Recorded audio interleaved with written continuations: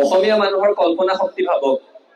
ধুমুহাক নাম দিছে বৰদৈচিলা, তুলনা কৰিছে এগৰাকী জীয়ৰীৰ সৈতে যি বিয়া হৈ শহুৰৰ ঘৰত থাকে কিন্তু বিহুৰ আগে আগে নিজৰ ঘৰলৈ উভতি আহে। আৰু সৌন্দৰ্যবোধ চাওক বিহুটোৰ লগত জড়িত হৈ থকা। সেই জীয়ৰীজনী যেতিয়া ঘূৰি আহিব, বহিবৰ কাৰণে বাটত জিৰাই যাবৰ কাৰণে পিৰালিত অসমীয়া মানুহে পিৰা পাৰি থৈ দিয়ে। মূৰটো ফণিয়াই আইনাখন চাই যাবৰ কাৰণে আইনা ফণি পাৰি থৈ দিয়ে। গতিকে বৰদৈচিলা উদযাপন কৰা এটা জাতিৰ নৱপ্ৰজন্মক ধুমুহা বতাহে অন্তত অনুষ্ঠান আয়োজন কৰাত অসুবিধা দিব নোৱাৰে। আৰু বৰদৈচিলাৰ সৈতে জড়িত আটাইতকৈ ডাঙৰ বাৰ্তাটো কি জানেনে? বৰদৈচিলাই আমাক এটা খুব ভাল কথা শিকায়, যিটো আমি শিকিব লাগে। ধুমুহা যাক যেতিয়া পাৰ হৈ যায়, কিছুমান গছ উভালি পৰে, কিছুমান গছ ৰৈ যায়। কোনবোৰ গছ ৰৈ যায়? যিবোৰ গছৰ শিপা মজবুত, সেইবোৰ গছ ধুমুহাত উভালি নপৰে। আৰু আপোনালোক হৈছে অসমৰ শিপা। ইয়াত আহিও আপোনালোকে অসমৰ শিপাডাল পাহৰা নাই। সেইকাৰণে এনেকুৱা অনুষ্ঠানত উপস্থিত থাকি আমিও খুব গৌৰৱ অনুভৱ কৰো। আৰু জাতিটোও সেইটোৱে যাত্ৰা। শিপা যেতিয়ালৈকে জাতিটোৰ শক্তিশালী হৈ থাকিব, ধুমুহা আহিব, প্ৰত্যাহ্বান আহিব, কিন্তু শিপা উভালি নপৰে। আৰু দিল্লীলৈ পঢ়িব অহা ল'ৰা ছোৱালীৰ পৰা অসমীয়া মানুহৰ, অসমৰ মানুহৰ খুব আশা থাকে। ৰাজধানী দেশৰ, আৰু দেশৰ ৰাজধানী মানে হৈছে বৌদ্ধিক চিন্তা চেতনা, ৰাজনৈতিক চিন্তা চেতনা, সামাজিক চিন্তা চেতনাৰ আখৰাস্থলী। ব্ৰিটিছৰ শাসনকালত কলিকতালৈ গৈছিলে। 1911 চনলৈকে কলিকতাৰ ৰাজধানী আছিল। এতিয়া দিল্লীলৈ পঢ়া শুনা কৰিবলৈ আহে। আৰু সেইখিনি সময়ত কলিকতাত পঢ়িবলৈ যোৱা অসমীয়া ল'ৰাখিনিৰ, শিক্ষাৰ্থীখিনিৰ অসমৰ সমাজ পৰিৱৰ্তনত সাংঘাতিক অৰিহণা আছে। বিশেষকৈ সাহিত্য, বৌদ্ধিক চিন্তা চৰ্চাৰ ক্ষেত্ৰত। আপোনালোকে যি ধৰণে ইয়াত গোট খাই আলোচনা কৰে, মাজে মাজে ফ্ৰেছমেন ছচিয়েল পাতে, সৰস্বতী পূজা পাতে, কলিকতাতো সেইখিনি সময়ত স্বাধীনতাৰ আগত যিসকল শিক্ষাৰ্থী আছিল অসমীয়া, তেওঁলোকে সেইখিনি সময়ৰ ইউৰোপীয়ান কালচাৰ এটা আছিলে, কফি হোম কালচাৰ, ইউৰোপীয়ান সংস্কৃতি, তাৰ পৰা অনুপ্ৰাণিত হৈ তাৰ অসমীয়াকৰণ কৰি সেইটোকে জাতত উঠাই চাহ মেল পাতিবলৈ আৰম্ভ কৰিছিলে। কলিকতাত প্ৰতি বুধবাৰ, শনিবাৰে আবেলি অসমীয়া শিক্ষাৰ্থীসকল বহিছিলে, কথা বতৰা পাতিছিলে।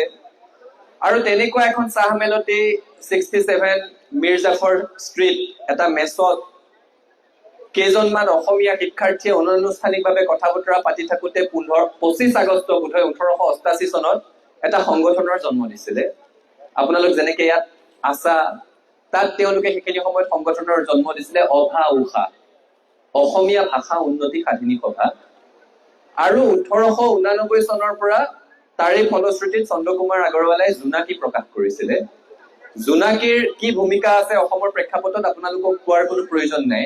তাৰপিছত 10 বছৰ 1899 চনলৈকে কলিকতাৰ পৰাই জোনাকী প্ৰকাশ হৈ থাকিল। আৰু দেশৰ ৰাজধানীত সেইখিনি সময়ত পঢ়িব অহা ল'ৰাখিনিয়ে তেওঁলোকে কি চিন্তা কৰিলে? জোনাকীৰ জৰিয়তে ব্যাকৰণ শুদ্ধ কৰিব লাগিব অসমীয়া, বানানসমূহ অসমীয়া কেনেকৈ লিখে শুদ্ধ কৰিব লাগিব, কি ধৰণে সংস্কৃত সাহিত্যৰ পৰা অসমীয়ালৈ অনুবাদ কৰিব পৰা যায়, কি ধৰণে সেইখিনি সময়ত উপলভ্য অসমীয়া লেখাসমূহ সংৰক্ষণ কৰিব পৰা যায়, সেই কথাবোৰ ৰাজধানীলৈ পঢ়িবলৈ ওলাই অহা অসমৰ এচাম শিক্ষাৰ্থীয়ে কল্পনা কৰিছিল কাৰণেই আজি এইটো পৰ্যায়ত আমি আছো।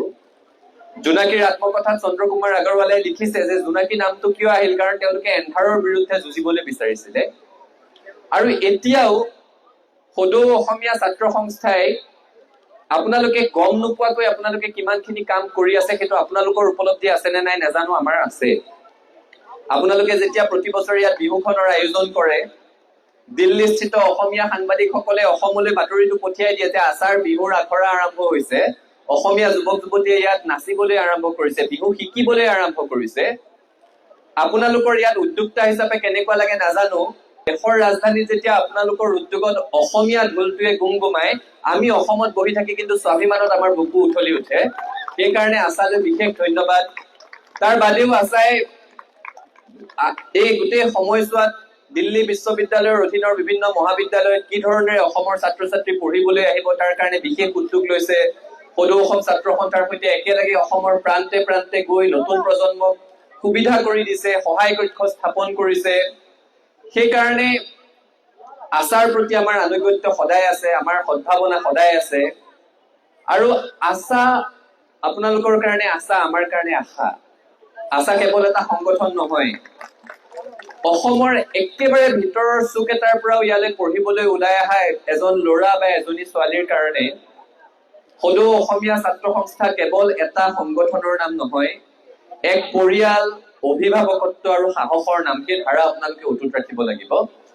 আৰু দেশৰ ৰাজধানীলৈ অহা অসমীয়াসকলৰ পৰা আমি সদায় আশা কৰো, মামনি বাইদেউ আছিলে, মামনি ৰয়ছম গোস্বামীয়ে সেইখিনি সময়ত দিল্লীত অসমীয়া মানুহখিনিৰ কাৰণে অভিভাৱকৰ দৰে আছিলে। আৰু সেইকাৰণে সদৌ অসম ছাত্ৰ সন্থাৰ পৰা এটা প্ৰস্তাৱ আপোনালোকলৈ আগবঢ়াই থৈ যাব বিচাৰো।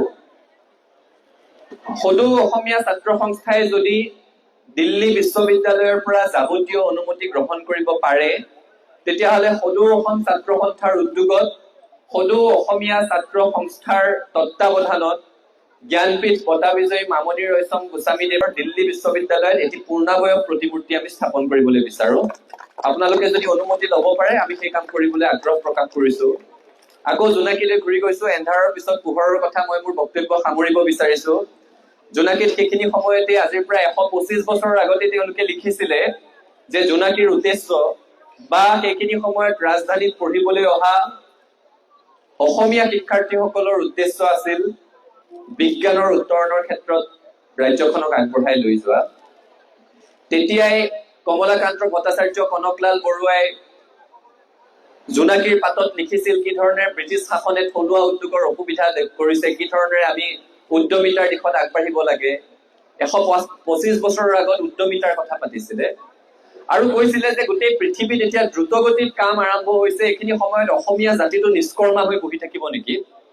তিনিটা কথা, বিজ্ঞান প্ৰযুক্তিবিদ্যা, তাৰপিছত ক'লে উদ্যমিতাৰ কথা, তাৰপিছত ক'লে নিষ্কৰ্মা নোহোৱাৰ কথা। আৰু 125 বছৰৰ পিছত এতিয়াও কিন্তু অসমত, মই কাকো সমালোচনা কৰা নাই, ৰাজ্য চৰকাৰৰ বছৰটোত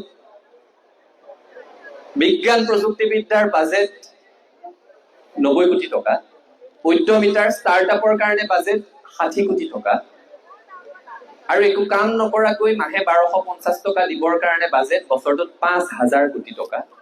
গতিকে 125 বছৰ পাৰ হৈ গৈছে, আমি এতিয়াও সেই দিশত আগবাঢ়িব পৰা নাই। গতিকে আপোনালোক দিল্লীত থকা অসমীয়া যুৱক যুৱতী আৰু জ্যেষ্ঠসকলৰ পৰা এই দিশত আমি মাৰ্গদৰ্শন বিচাৰিম কি ধৰণেৰে আগবাঢ়িব পাৰি।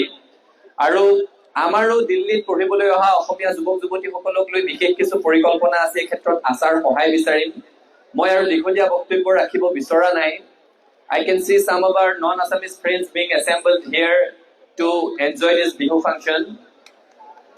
So we are conveying our Bihu greetings to you all as well from All Assam Students Union. We would also like to extend our invitation to all of you. Please plan trips to Assam. Do receive the blessings of Mother Goddess Kamakhya. Experience the thrill and adventure of roaming in Kaziranga, Povitra or Manas. Stay in Sibsagar amidst the majestic heritage of one of the longest ruling dynasty of the Indian history, that is the Ahoms, who even defeated the mighty Mughals. Also embrace the greenery of tea gardens. Enjoy and come to the Satra institutions of Assam in general and Majuli in particular to familiarize with the spiritual vibe of Assam and the cultural essence. And last but not the least, to taste the very underrated yet very delicious Assamese cuisine. We have much more to offer, so we invite you all. Thank you. পুনৰবাৰ সকলোকে বহাগৰ উলগ যাত্ৰী আটাইলৈকে বিহুৰ শুভাশা জ্ঞাপন কৰি মই মোৰ ক'বলগীয়াখিনি সামৰিছো। আমি একেলগে আছিলো, একেলগে আছো, একেলগে থাকিম, হাতে হাত ধৰি আগবাঢ়িম, সফলতাৰ আকাশ চুমিম। ধন্যবাদ। জয় আই অসম।